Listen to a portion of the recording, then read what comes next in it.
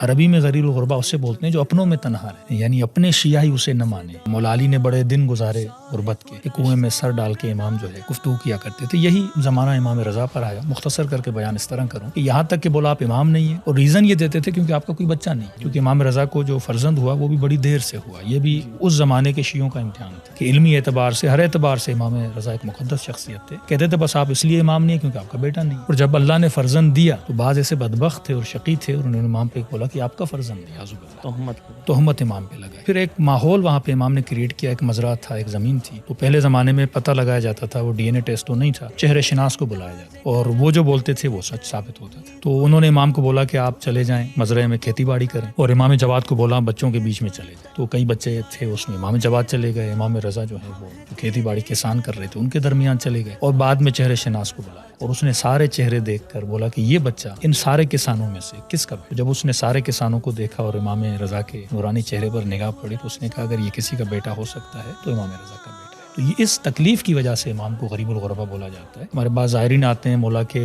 روزے کو دیکھتے ہیں، بڑے بڑے صحن دیکھتے ہیں، تو کہتے ہیں مولا تو بڑے امیر ہیں، غریب تو امام محمد باقر، امام جعفر صادق ہیں۔ تو اس اعتبار سے مال دنیا تو فرائینہ کے پاس بھی تھا، اس اعتبار سے نہیں، غربت جو ہے اپنے شیعوں کے درمیان مولا غریب تھے۔